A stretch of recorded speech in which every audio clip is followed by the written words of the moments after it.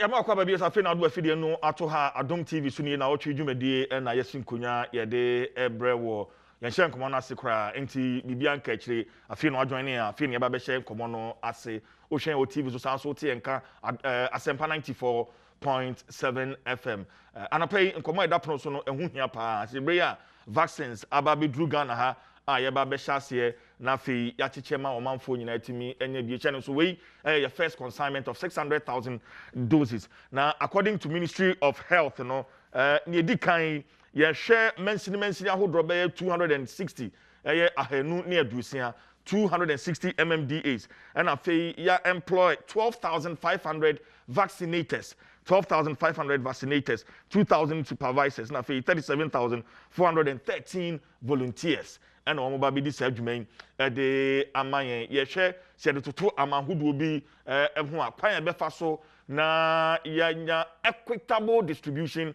of the vaccine na Director General World Health Organization eka asem na mitie no mikoti no mitwa asem no kra to ho o say unless we end the pandemic everywhere we will not end it anywhere.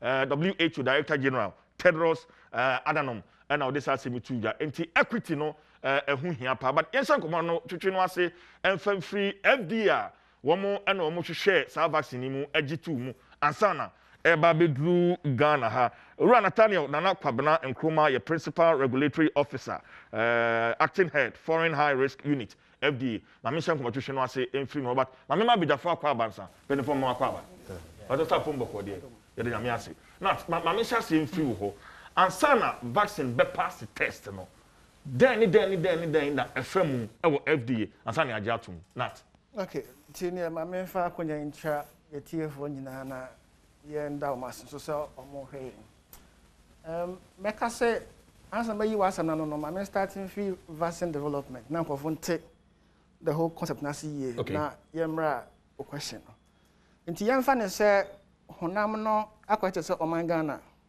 na yawo asrafo ebi hwe epo ebi hwe nso ebi hwe ye borders normally say we be ba o man nim na say oni ehun adwenbone a oremu through normal route but say ko ba ne say yenya ebi a abonefo bi a so mu remu say na epo so say na mu so asase so a say asrafo ne den e ya let ntino me the body na equate sa system na asrafo ne ade e antibodies na omo bemu no abedi bone no ye omo aye form antigens let me put it away nti say obi bemu a enye nipa na bemu na problem but ade kono de be den ebedi ye nsamone no nti edusa na eya na asrafo ne den e won guard to protect the country that is how the basic explanation no nti say covid no ra we dey mu a as I say asrafo na e body my form antibodies ne den e respond.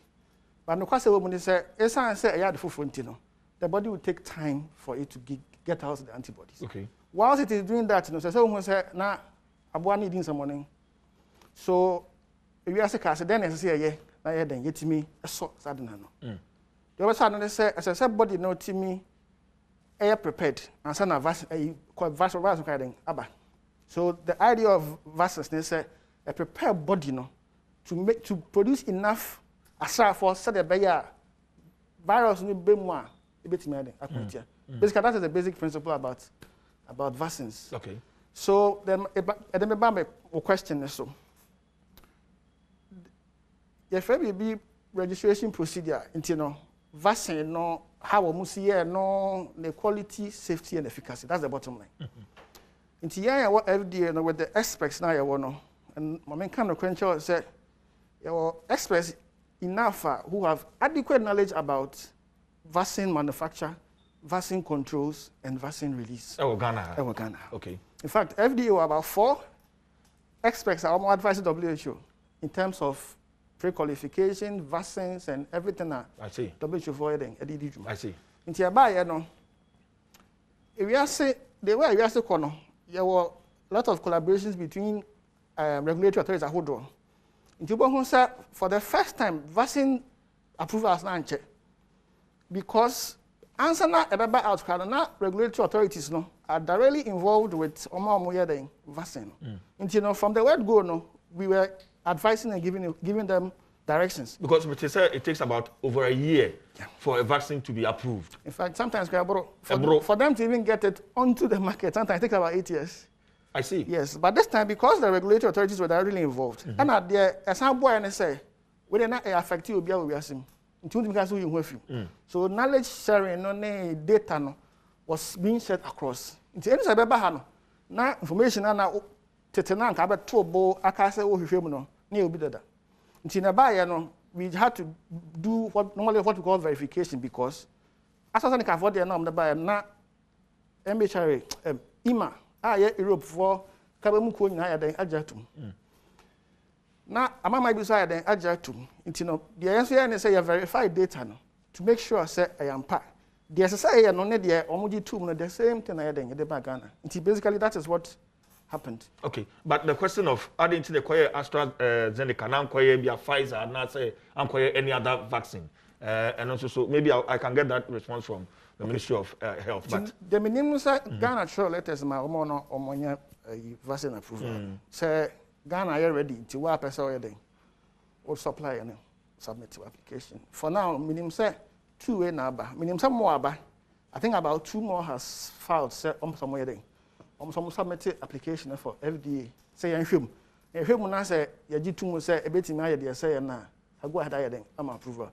The na the American fact the entire na say to no for now no. Okay. All right. Doc, my member question I'm bisa no year no. Why AstraZeneca and not any other vaccine? Because you know I approve Ghana. Doc. Yo, me so me in Ministry of Health. The bre yeti fo nyina wo hwa vaccine asemi ade a ade hi ade pa ma oman ni nyina nti ade a minister ene the chief director PPM technical coordination director and all directors of the ministry ni nyina edi ade echi a wonom wo ehu interest enu nti na omama me akwanya ise me so memra ha na ye meye sa nchechire mu yi na nchechire nu mu hu hia because they say nyame adaro ma vaccines no abedru spare 600,000 na abano. I was say you started doing juma ebnada ya ebe ya. Nti no na sa kwanya ya amode amaye say ye nchechemu kakra no ehu hia. Na me pesa me kan bi kakra bi efa the choice of the vaccines na e pese you use no. Ye frade bi cold chain. Ene senia minua be ma fi FDA one more regulate neuro ne influenza vaccines ho ne ma ba Ghana no. I was say unya uye in preparation bi eto was say vaccines different types of vaccines na e wo ho no saying na ye best store no ene baby aye free no cold chain e kwan be fa so akopem se ba be dru ne a ye de ba be wo no e was say we maintain no wo temperature bi into some of the vaccines no enya ade a ebetimi edi aboa yen e wo Ghana ha say e be dru ha no ma yen weather no ne ade into ya ye nhwehwemu and I selected near a bit me a dear boy, a Ghana ha. Into AstraZeneca, dear no, one of the year temperature no, near a bit me a manage. And I think so, far is a research institute to be a. Over Pfizer, then a year ever say, yes, minus 70 degrees. No, 70 0 crown ice blocks it me. Now, what's our partner? Copy minus 70. Inti no o fa bia research institute to be e wa Accra na say e bia Kumasi na ba bia obetimi e de akọ but enye ho na ye de vaccine na be wo inti say o movie vaccine no ye o distribution plan no wo ho e na since 1978 ye start year immunization wa Ghana no ye won hye wo ho no mo a ye de movie vaccine from one point akopim ba bia ye de be wo nipa no e say o make sure say ye say ma temperature bia e say o make sure say e be ye sa person e be a potency of the vaccine no ebe se ne etena from the manufacturer no copy the end user enu nti ne Ghana ye nhwehwemu no ne ma ye choose ne ebetima choose no ene se eno AstraZeneca de ne nea sabre ye nhyehyeye a ye wo Ghana no ebetima ama na receive ana eno nso ye nea ye be wo no premier no ansa na ye be wo ba ko na fe asan wo booster no nso e de asoso nti na ama Ghana ye choose AstraZeneca okay ye won ye di kan na booster na wo kano I don't know how long is it going to take answer now inti Ghana de ya gia to mu say abosumi mienu ana Nnawotwe Nwotwe okay 8 weeks 8 weeks okay. To what first one we are Nnawotwe Nwotwe actually no na wasan wo booster no ma menka bibi kakra bi sɛ na ɛyɛ nkrɔfo sɛ anade ɔwɔ baako na ntumi nyɛ hwee ana sɛ yɛkɔ yɛkyi ɛkɔhwɛ vaccines a yɛde wɔ yɛ man ketewa na ɔhu sɛ yɛwɔ abɔfra na yɛbɛsɔ nano polio deɛ no bi ne yɛwɔ no BCG na ɔtwe nsia akyi no yɛasan so ama no polio no bio ɛno yɛfɛ no OPV1 because first one yɛ 0 na ɔtwe edu yɛasan ama no bio na ɔtwe edu 9 nso yɛasan ama no bio ɛno nkyerɛ sɛ ɔwɔ no ɔma no first one na ɛntumi nyɛ adwuma na ɛyɛ booster na ɔkyerɛkyerɛ bibi mu sɛ asraafo no a wɔbɛko atia bibi foforɔ a ɛba body no mu no anaasɛ ɔman yi mu no saa asra no uma no first one na ɔmo develop bi yɛfɛ no memory cells na ɔmo hu sɛ saa de yɛhu bi pɛn na wasan so ama no booster kakra na ɔmo san akanya ɔmo ho kakra na wasan ama no sɛ na wasan akanya no na vaccine wei deɛ na yɛhu ne sɛ uma no ne ayɛgye no uma no mpremienu na afei wagina yie paa nti saa na nti ama yɛtumi agye AstraZeneca deɛ psychologist meba ho but doc final question na afei menkɔ ura Nnawotwe Yi Adom so enim sɛ virus no bronu ka sɛ mutate dane vaccine sɛ yɛgye ne di kan agye ne atoso mienu na sɛ virus no dane a do we need another vaccine no me da se na ɛwɔ hɔ ne sɛ research ana abɔdeɛ mu hwehwɛeɛ no ɛnyɛ static meka sɛ ɛnyɛ static ɛnyina faako ɛnɛ yɛ start yi na yɛnim sɛ SARS-CoV-2 no mmiri bi a betwam kɔ ne yɛ SARS-CoV-1 a ɛno a bi ne ba China first one no ne yɛfrɛ no SARS-CoV-1 no akyire no yɛbɛnya baako bi Middle East deɛ no ɛna sisi adeɛ ɛba yɛhu sɛ strain no yɛ different from the first one no na ne din yɛde ma no yɛ SARS-CoV-2 ɛna ɛba 2019 yɛfrɛ no COVID-19 na mmiri kakra bi a atwam no yɛhu sɛ yɛnim sɛ mmoawa no bra yɛyɛ bɔ yɛ ho ban sɛ yɛmpene ma yare no enya na ɔmo nso sɛbe wɔnom so fa nyansa bi sɛ no yɛso yɛ survive nti yɛnso yɛbɛpɛ kwan bi so a yɛnso yɛbɛsesa yɛn ho kakra ma yɛn ho ayɛ den paa ma yɛtumi de face body no ɛno nti sɛbe mpɔfo abu ba bi sɛ wofa ɛboa to abɔ anoma na anoma no nso hwɛ baabi a ɔno nso bitumi atu adwane nti virus no pɛ sɛ ɔsurvive sɛbe yɛnso nyame aboa yɛ develop akɔ yɛnim sɛn mmoa nti yɛnso yɛpɛ sɛ yɛpɛ kwan yɛbɛkum virus no nti mutation no ɛne sɛ virus no ebi amino acids bi nneɛma na ɛma virus no ɛyɛ virus no ebi yɛ ɔnom a nsesan bitumi bam sɛ nipa mu a ebitumi ayɛ nsesan a ebitumi de sɛbe ɛbɛma na di dɛm anaa sɛ ɛbɛyɛ something disadvantage to the nipa no but virus no deɛ nsesan no ɛma nea ne ho bɛyɛ den a ɔno nso betumi ɛfesi yɛn yie ma sɛbe the intention of the virus is say obema yɛn yare no mu ɛden na aku yɛn no na wanya saa new ebi amino acid na gene no ma wetimi de ayɛ saa de no nti saa bere ya yɛwɔ Ghana sesi yi nhwehwɛmu na yɛnya no ɛne sɛ vaccine a yɛnya yi ɛno na yɛbetimi de asɔ saa virus yi ho kwan na asa ɛnyɛ static a yɛgu so yɛ nhwehwɛmu kɔ no nyɛ na nyɛ Ghana nko ama ma nyina ade kye ade sɛn ɛkɔba sɛ new variant bi aba vaccine no entumi nya ho adwuma ye de betu dwa na ya kyerɛ sɛ de dadade no wo anu bi no ebi ania foforo na aba no enu entumi nya ye betumi ayɛ saa hwehwɛmu no na yɛ san so de no so ato so koba say now it means that we here another shot of but see ati hoi de na yɛ wɔ no yinim sɛ the strain na yɛ wɔ Ghana ha see no eno yɛ nea vaccine we ebetumi akuno. Okay. Nnawotwe Yi Adom, answer number also no. Dr. Bernard Okoboy, a former Deputy Minister of Health. Doc are joining via Zoom. Doc, we watching Makwaba. CJ, me da se. We chon kache, Doc.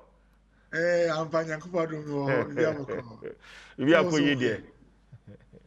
Yami Adom, Doc, my first question to wo ebeye vaccine number. Ye job as body, but your distribution strategy, anything, Doc. Oh, me that's my child for enti usha yare no all sebi ewo Ghana ha ewo wiase no ufa Ghana kra yewo places bi a ye friend hotspots say yare no sebi numbers no was so ewo ho enti usha Greater Accra all the time about 70 to 80% of active cases ewo Greater Accra ha na about 20% is spread across Ghana. Now, we Greater Accra Free Ashanti region, Western region, two other regions are normally they account for about 15% of the rest. Enti unya ndrona enye ndroa etimisu obia prekoa. U starting free ebia the chibe nya yare na na wire no ewo high. Into usual strategy now, we are focusing on the Greater Accra metropolitan area and the Greater Kumasi metropolitan area. Okay, these places now locked down because in Crawford, yes.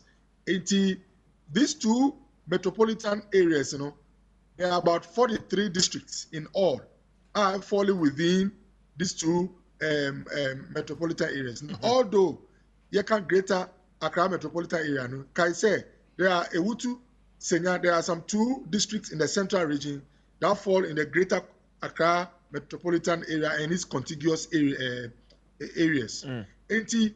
The plan is to send the vaccines to these 43 districts. Now, sending 43 districts now, formula na ebe use first health workers are what these districts now I mentioned, and even within health workers, health worker oye juma ewo isolation ward suspected COVID cases, obviously on November first before health worker ebia sebi or no our antenatal clinic for. So 43 districts and I started rollout, and most of these districts are in Accra and Kumasi. Apart from health workers, the next in line be inform more comorbidities. And to uko G say ana confanoche omo renal clinic, omo sebi hypertension clinic, diabetes clinic, where clinics are sure omo diabetes, omo hypertension, omo kidney area. And you can easily get the data from Confanoche in let's say Ashanti region. I tell you, Papa way, 60 years, or kidney area, COVID, nyana, I bet you prano. And upe data of those who fall in the next category, the different comorbidities. Just our yari for the data also can be accessed. And then thirdly, more manya 60 years and above. Sebi obu 60 years. Now only Arabia crana still in the age, because of Nifie, onya COVID area, so more above 60, no mutimi yetting. Emma, one share to me, take care with their life. So we have these segments. Now, as we speak, still training, final training before the rollout for health workers. Training at the national level, at the regional level, at the sub-district level. Training at the same time. Now you're getting this data for microphone falling in these groups. Now rollout, Ashasi. But first of all, because of leading by example, because of the essence of trust issues and all that, you impede for my way, including your papa and your President Nana Addo Akufo-Addo, your Vice President, military impede for, police impede for, some leaders in this country, chiefs, Ninyama, some of the people are almost the first people are receiving vaccine, so that Sakasa and Kofokase, Ena, Yeribawe, Ena Mumpenufonu, the Mumfamu Jimuno, Sakasa no so, Ebeko. Now, Sebi said President Akufo-Addo Ankasa, Ewo Pandiana, now who Manuma who say, Sebi, Adia, Enyano, on Fam Breo, on our Geno, Usu Timiji. Okay, Doc, now the health workers are here in the various districts. Now, there are other districts, health facilities for her. Almost share COVID patients, and falling within districts now. Almost also vaccines need and many the American say.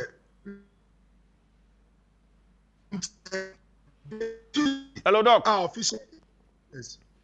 Yeah, Doc, but I'm on network, you check Accra. Yeah, Metonka. Okay, until Tuesday night official rollout.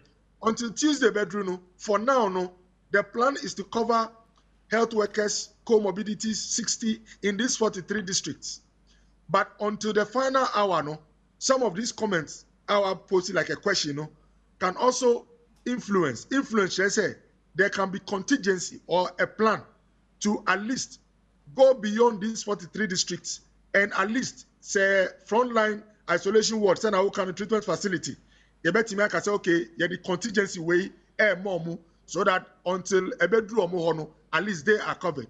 But officially the plan is to make sure say we cover cases because a honor, if we are a health worker, you are more likely to come across a patient who is having COVID. But Doc, on the contingency, how are we dealing with the possible corruption as our contingency way because so vaccines no could do her because so me mama e wa ha mo mani bi me wa fa wa ha say ye nimu kra bi an vaccine no anya dia won sabe to me aka bi. How do we avoid all these things, Doc? Yo, Midasi. Adibakwa ewo honi say as part of the plan to roll out the vaccine, there is also a strong monitoring and evaluation team. I see. The job is to make sure say every vaccine aba on my way ekita badge number, unique serial number. We must be able to track each individual unique number no call, and the monitoring team will be doing more or less auditing to find out say I still must see way because answer a member of vaccine they may take you details. Ebi AOT or age, or yaribi ana sebi infant AOT ejuma ben aoye. Enti sebi say CJ and a serial number be say serial number I vaccine we 1 2 3 4 5 e call CJ wa. Now you say CJ onya 60 years. CJ say only pressure, only diabetes. Question no be say everybody say na CJ any onya vaccine no. So that is a form of check. Ebiana zini giving say CJ a public figure, influential person. I the man to address the issue of trust. And he say enuna reason we correct there. And then I just to say okay, and it makes sense as CJ nyae. But if CJ qualify for all these and you better say ebia Dr. Koboina on him CJ now any party and through a corrupt process or their man. Okay, so the point is that obia obenya vaccine there will be information. I check the entity and in Sakai. Doc, are you saying at the end of 600,000 vaccines administered in area, we can account for each single vaccine, Doc? Absolutely. Details now each vaccine should and would must be accounted because there is data. All is captured. Each person and the serial number that went and the details of that person. So we share details now. The details will give you an idea as to why the fellow fell in that category. Okay, Doc, tell me a little bit of research. Israel, and I'm about to almost 2 years, and he said, in your vaccine, in fact, I buy the various insurance companies, fine. Into your vaccine, immediately you are insured by a health insurance company. That is sending Israel for one more year, one more year. I mean, to me, who's a Ghana? Yene NHI S4 Edisa and Kitahonoa. It's saying, Doc. On say Israel no is not necessarily say Suna. Sure say ewo opanya na mutia but rather no Israel your mind be more obia sebi who insurance more or less. And the most important thing is that the insurance companies work closely with the hospitals. In fact, every hospital belongs to an insurance company. So, omu data on almost all their citizens. Enti enu ani say insurance ni kwa frɛ say o kohana ko wo panie. Enti enu na ebu ama Israel rollout ni yentem no. De yeye wo hanu say ampa Ghana nso although e free sebi aban na taking care of the cost of you because Munkai say apart from the cost of the vaccine, there is a cost of deployment. Just say the owo no ye betua no ka. Mask a share eduane obedi aban betua enti although that cost to be taken care of by Ghana aban no still you be say insurance and we don't ask you about your insurance because insurance na betua but we ask you so that the data will be captured because national health insurance ekita data or Ghana for close to 70% our use national health insurance enti Israel no enunti na said you roll out here fast. And secondly, omuma ye wo panenu at all kinds of places.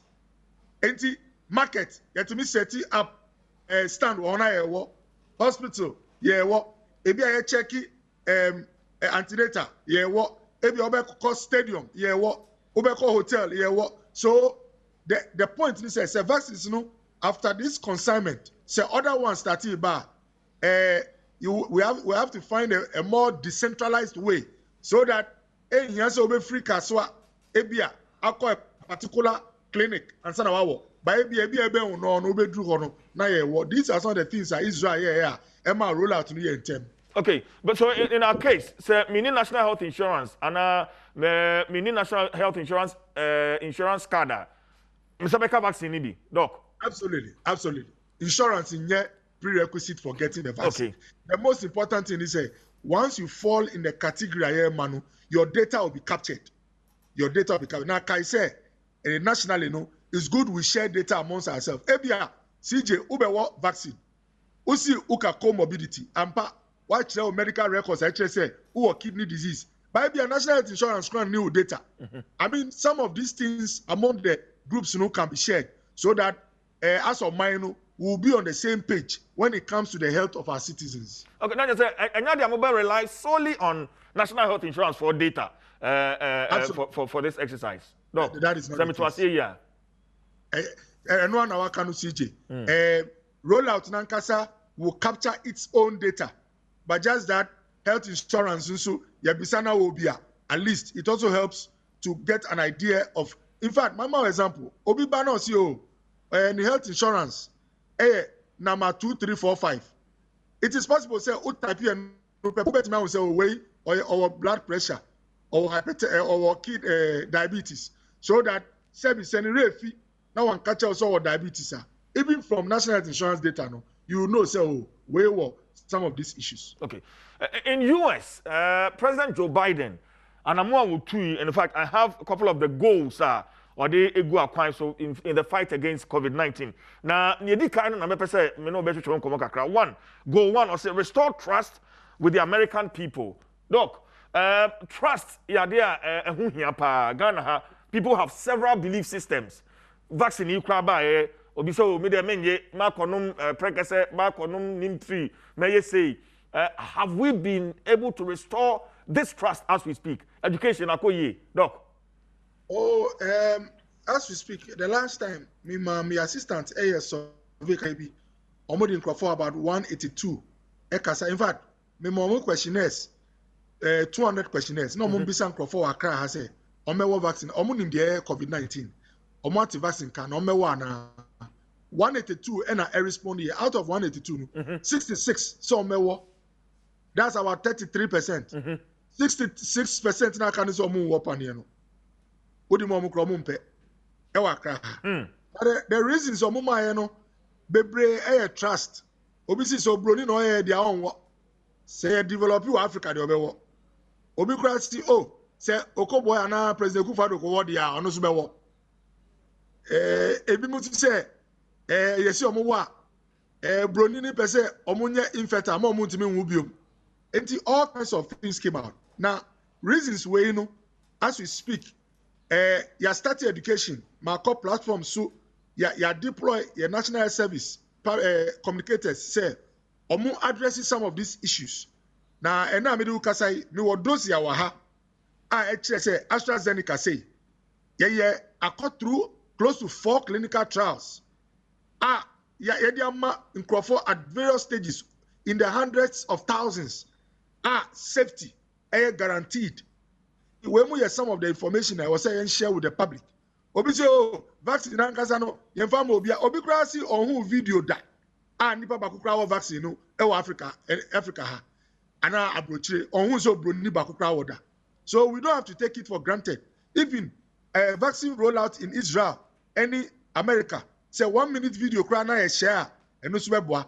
Now CJ, the most important one is Omampenyi ankasa obewo vaccine na da obewo no Ghana nyina behu na se President Sebi onu kra de no wa mama ya wono obi pewa pra Sebi onko ompenyi ono obeko enti mepacho yenya gidie TB measles polio, hepatitis, yare bebre way, area, and then Uche and Korea woman, uhubi, because ye more vaccines.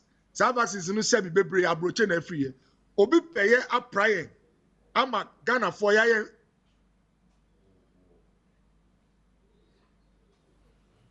Hello, Nabo.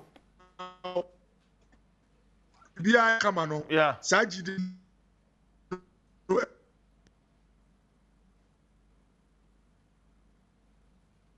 Hello, Doc.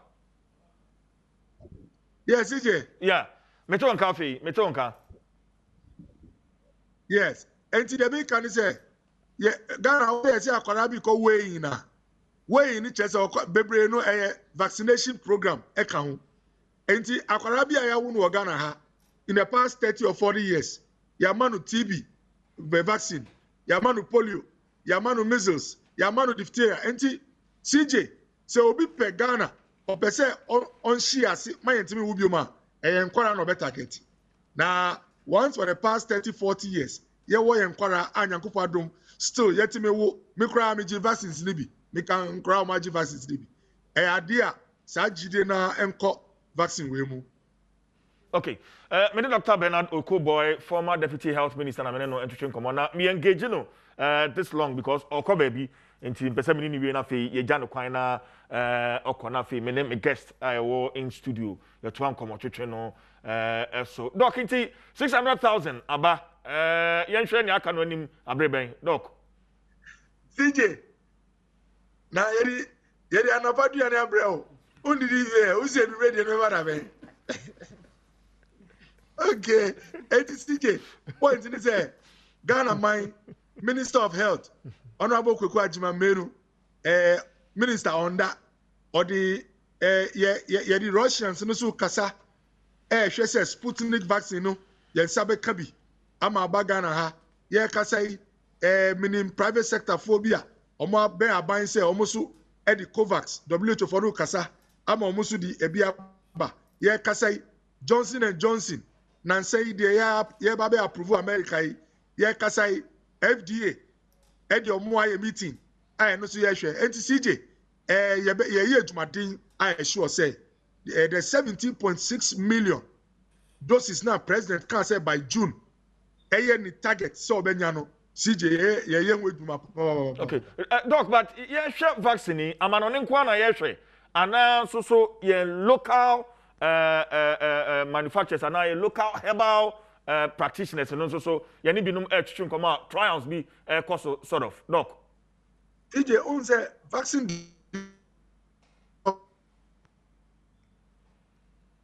the development of the vaccine itself, which involves a lot of research work, laboratory work, and specialized technology, and all building over time. As we speak, you are building capacity by and through that level. Now, the other aspect, the manufacturing, you are developing, say, our factory, our technology, are rolling out. So, capacity, your factory back in Ghana this year, you be our the capacity to develop the vaccines if you man with the license. And we are working on that so that Sena India and the permit are all producing vaccines. Yes, in Ghana, we can produce the vaccines. But in terms of vaccine development, there's a lot of collaboration we need, especially on the African continent, so that we can pull resources together. What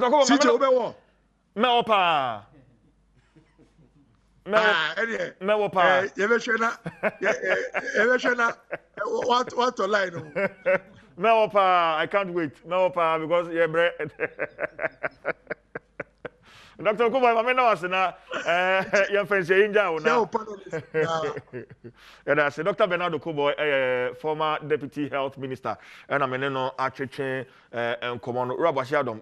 My member also on the trust issues. Among forward belief system. Sabri se sia bia ba bebre ya dwene no kwan be na e fa so edane no amafo ahwe ne ma bebre e wo internet so wo ma kenkan ne ma bebre wo ma hwe ne ma bebre social media ne ade menti adwene no akoye se vaccine no bibi wom e ba be di mi dam bi ana e ba be ye me boni bi ye ya adwene no ho dan ne be yo Oshemo edi kan no e wose ehu die ntia trust issues ewo ho. Education ananimdie eyade ehu hia pa. Se me obibi hu nimdie a enyade a ebe me nwanwa na ebe mi hu.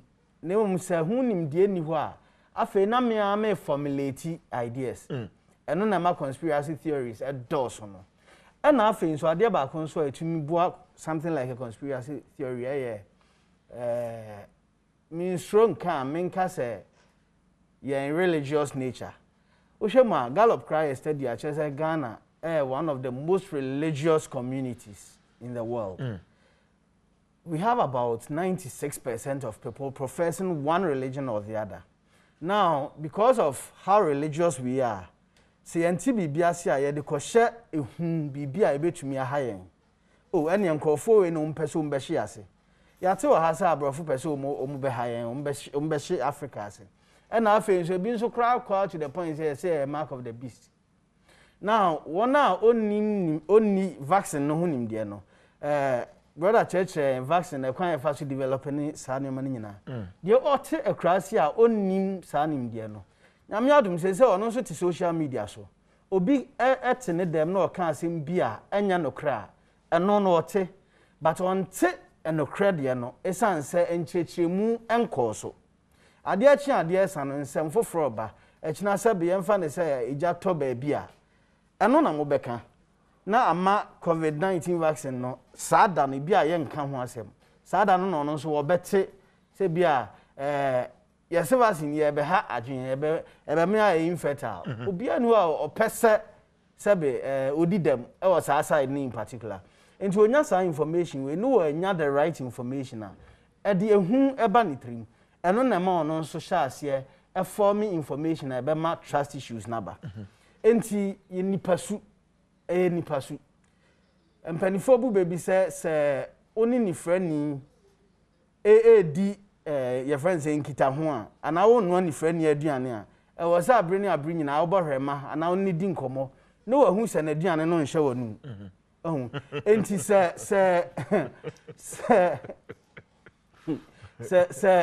abre nyina ye inform society ana se education no e koso more e be ma trust naba oka Dr. Koboy can be say that be I be say yan ye betumi aye vaccine ni bi nipa ogidie e wo ne yonkumu esen obi a onim no enti se Ghana ni ye vaccine a obi a ni beje say ye be ye bi sense broni bi a ye nim no but ade ba konso ne say your global community so ho na chira adwene kakra no broni ye ka na Ghana ni ye ka ye broni ni de no chen Ghana ni de broni eye phone na Ghana ni ye phone na ye use Ghana ni phone da and so about the vaccine accordingly I don't know if you get where I'm coming from Robert Adam said American no nipa su by nature see it's possible say you fa vaccine free Africa e de ko America and e de ko Asia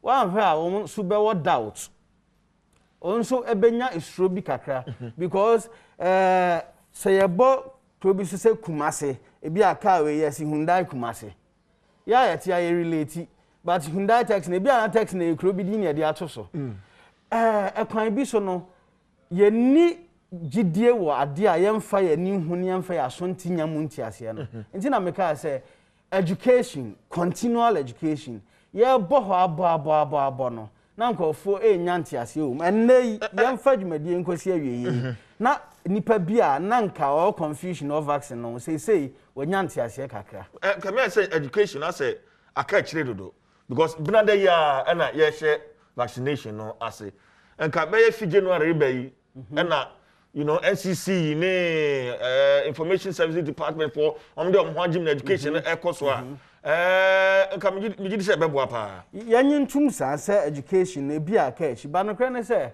education no e bia koso a but indeed ye hia no more now yan hwe media ubisa me anka yan hwe solution no enne ya education ya ka echi yanya 600,000 ye hwe ni mu for more no samre ya yanya education towards the beba no towards the beba no na young chain Emma young fan say beba in April na May young summit na anka say education no enko nanim. Enti say ye begina we so na ye aye education na by education so ye say o mampani be ho. Eyi esuro efri nipa bebre mu. Unfortunately politics betimi abam. Oh, or your hand is about the any non check or before Frana, the opposition leader be counter. And also bet me, I say, we kakra. But because you're religious, no, see, far religious leaders, nibi so near Maomo education, near far community leaders, chiefs, near Maomo entity, no, not omo apart from so, Monso Bacco cultural man for no one so to me, GB, said the Akana. And also Emma and call for a bottle muyam kakra. Obe fie na papa ye di aduane. Aba France be di. Papa ka say aduane we wo don sakan ebekum. Aba first ro. Ohun ye, ogitu mu say ne papa aka no de ebe di ne dem. Enti wo hwe ma ama ahodo a omma mpanin mama ana omutitu nom e ka setia vaccine. Indeed, okọ na okọ esa research we ya. More than 66% a omunya Dr. Kobo nya en na be ka say omongo. Because omu penny bi akasetia entisi enyampanifo no mom na ye ma omu information and na Dr. Koba bisa say obewa ogitum say obewo no immediately atọ bi a o hwe me say CJ kra say obewa ene na enti in fact say no one hand call for be shasi afum say structures na stronger but I know say people of influence say ye ma omu san chire no pa ne ya take for granted say we so omu hu a ye betumi aye omu change agents ama won so a communicate to omu followers. Okay, doc, on the same issue of education and restoring trust and amo aye ba bitu emu no me fese o de kakra be so na fe mi wi a ma communion doc nti me fie me kan free baby a Dr. Koboy kan ene baby a ye clinical psychologist so aka no me feel say you beba rollout plan so ankasa ye proper me ka for you know good e continuous minim say vaccines from last year ni ye ka ho asem ye nya kan ye go so ka ya wode ye twa mu ya me san tena program ya se wo baby a ye no eno so ye ka ho asem nti ye bekoso aka kopem say ye benya so mfa so me de committee kakra bia from 1978 abepemene childhood immunizations no ye gusu ka ho asem ye wade bi e friend no supplementary immunization activity ai wo mu a na be polio kakra so e wo mu a ya be measles kakra de bia ye gusu ka na minua kan asem bi efa ne unipa pese unipa su no ye oni unipa pese ote ene ne a ye wo se ye nti adwen mu no ye nyina nim se bone no e kontem sen ne a papa ne ko no na nsentrofo ne the someone no munso mun say wo farm station ya ekọ baby bebere nti no se ye ne mo ye adwuma no yie na mo te ase na mo nso mo mayen akwanya sei ana se mo ankasa mo nso mo te ase na mo akwanya na mo kyerɛkyerɛ na eboa ma trust ne ba ye kan se bi se wo hwɛ America ne ade a efi ase no on be wo ana nkofo hwɛ se ni petitiri fo no GB sebe ye wo history about in fact, even in Israel, at the point, na mebunu no, na mo for mutinye vaccination e kra until say omo said that I don't know say any ya enyan. Na Ghana high away. Yare na yemfa ne say from March abepim December no. Na the number of cases no na wo fam. And na afi so severity no na wo fam. And na afie no so a ewuo no na no so wo fam pa. E ma nipa bebre kra so feel say oh na se nipa de bia de nyina nipa wu ni ade na even omo kwa wo kro omo wu kra bi wo kra be dɔɔso fa bosom a e be dɔɔso anse covid na esi afi mu yi won hu say na ya work within the 300 range no for a long time but esi afi mu yi ya konkan e wo ewu no mu e ma se na man krofo ene se ne aye bo hu dawuro ni de bia ye kama sa e ma krofo hu se ampa ade no jama no kra se yare no wo ho nti ye besre yakeka ye frɛ bibi natural place of gathering any people of influence people of influence ye ansa na ye be start ye democracy enim say ohini bodo wura na se wo baabi a usuro kra se wo nko nti e wose ye tumi empower ya hemfo ya sorry for because ye enim say Ghana de anye kra nipa do na ekọ baabi de osum kramu and also some form of religion bi ne empower saa ye people of influence ye kyerɛkyerɛ mo wonom nte ase first wonom te ase wonom nim sɛnea wonom kyerɛkyerɛ won kromanfo anaasɛ omo constituent anaasɛ nipa wonom ene womu enya nkatahudi a ombetimi ate ase yi nti no me de me fa ne sɛ akwanya yi a yɛbɛtena ha saa na the other stations ne ade no bebie mu ma yɛgɔ so aka ho asɛm ema obia te ase sɛ ade na yɛyɛ na yɛade papa of course obia na adwen ɛwɔ ne tirim nya ade a yɛba bɛ obeka say 100% obia be dia tum se ne ayeye but enchechire mu ansa na obia be fa na adwen no na ye bibi a onim ana ne awate ene ne awahu ena ode be ye saa de no nti yen ye koso chirechire mu ne papa mu ne saa na ebe ma etimanya influence bebre o ni pa bebre so okay doc mesa ba hope you na fe ya share rollout plan no proper but FDA for sa assurance ayana ye nya free mu hono ma ana boapa because mu na mo yes sa hwehwe mu no edma yen ag2 mu say yen fa sa vaccines emra me wo yen can you assure us say vaccines no are safe anti for how bia emfamre okay see the message I hear very father yes safe metimi aka sisu dia say ofa fenyo in terms of severity now men can also say obo Israel din there's also data from UK say omo so for metimi roll out vaccinations no to that extent I want my feedback no me fans also said the last man Boris Johnson the briefer no data no omo nya say the Pfizer and then the AstraZeneca vaccine no reduce hospitalization by 85% and 94% respectively to show say vaccine na the war no ama nipa na ekọ hospital a ma pressure abeda economy no sabeda ufie because unya aka obi ade wa system to no say nipa ba ko nya abeka abusuafo ni na it is shown say a reduction by that amount of hospitalization which is a very very fantastic outcome again medium say one of the trust issues and full stroke akra so why be you say again no head data na if UK no buy na normal side effects na of vaccine na enya enim no say bia abonya unsa wo pane bia na abonya pink aka or site of injection ebi wo high no a headache because as body no as I said no try to build antibodies until who ne say wonya yare ne bi until try to readjust ni nyina chair say conspiracy theories dey there beba but education na ye no ne dey because I never boa man kofo adwan ayomo boko say enye say sabe obi na ebe den ebe kun obi nti no kwa we say yes we can assure the Ghanaian public say we've done the due diligence in terms of the safety quality and efficacy nti no mama ye nyina fa ye ho hwem say dia Dr. Gobo kan say president kwa no be shema na say say nya ho say ade no ebe boa ye me person clarify bibi ma me bio bibi wa duro no mu a me ye be ma na me wa ebe kun me be ma mo na mo ye an hwehwe mu no sije beda se menim say ewiase anum so pese mema suru ade ewiase pa ade pa kwa obeka ma mema suru ye sade no absolutely na be ma materials na materials am menim say materials nti no kra omo ne say those who are trying to propagate against the vaccine use so no as a basis but the truth is that as I said no so far over 274 million people in the world has undergone vaccination all the effects na yenya no e bien why chem say o far sabe e be ma headache